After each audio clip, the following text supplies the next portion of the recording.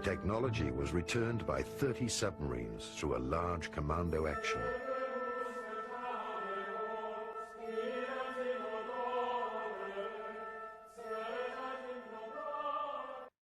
Halo, kembali lagi di dunia paralel.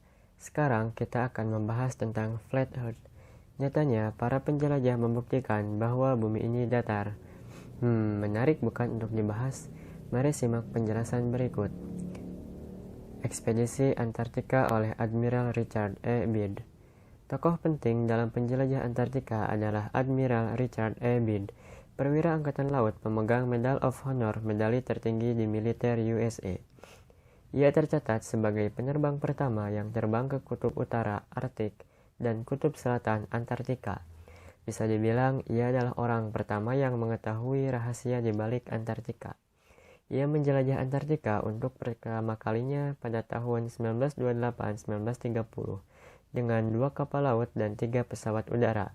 Kemudian ia kembali menjelajah di tahun 1934 sendirian selama 5 bulan di Antartika. Penjelajahannya yang ketiga dilakukan di tahun 1939 sampai 1940, di mana ia ditugaskan oleh pemerintah Amerika Serikat. Operation High Jump.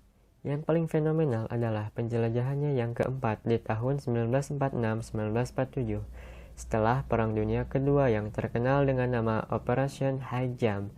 Kali ini ia membawa pasukan militer lengkap, 13 kapal laut termasuk kapal induk dan 29 pesawat terbang termasuk helikopter, dan ini merupakan penjelajahan Antartika terbesar sepanjang kehidupan umat manusia. Yang jadi pertanyaannya adalah mengapa perlu membawa pasukan sebanyak itu? Bahaya apa yang ditakutkan? Sampai sekarang tujuan sesungguhnya tidak terungkap. Dokumentasi Operation High Jump sampai beredar, terlihat bahwa Admiral Byrd menemukan wilayah di Antartika yang tidak ditutupi salju dan berair hangat yang memungkinkan ada kehidupan lain di tembok es Antartika. Dari dokumen itu diketahui bahwa Antartika kaya akan sumber daya mineral.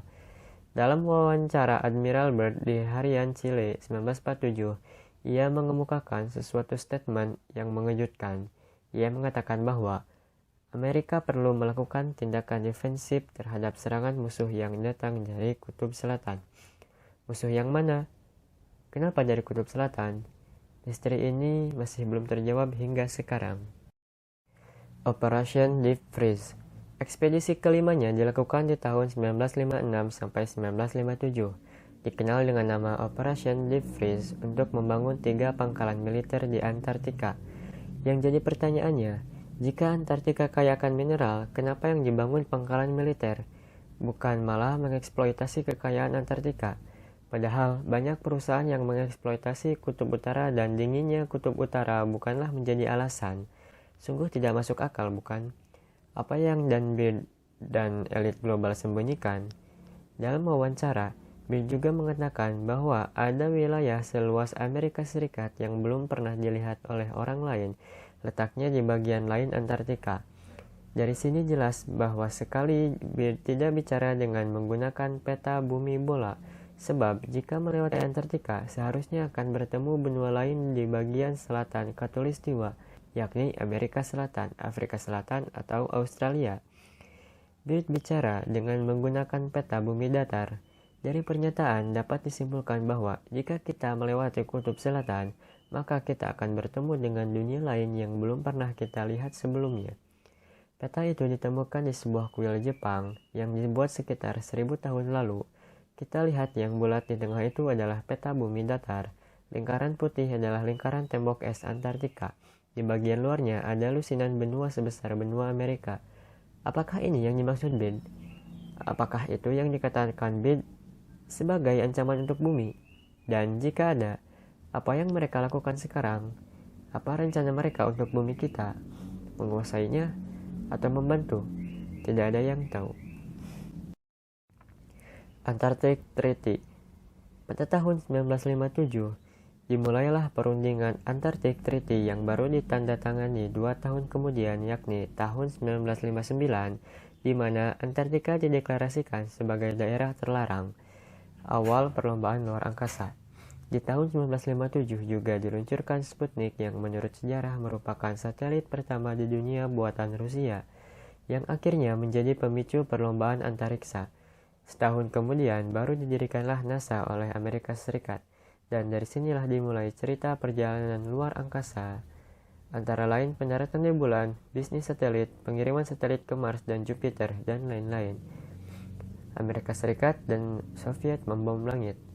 Di tahun 1958 itu, Amerika Serikat dan Rusia kompak melakukan misi untuk membom langit dengan nuklir selama 4 tahun 1962.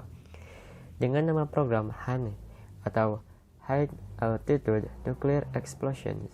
Dahulu ini sangat dirahasiakan, top secret.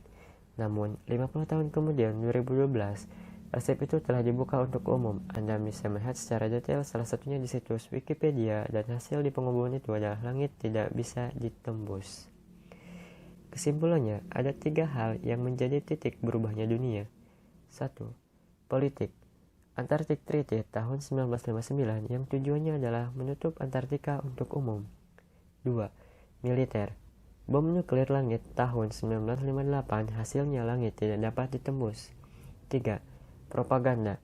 Space Program tahun 1957 sampai 1958 padahal langit tidak dapat ditembus.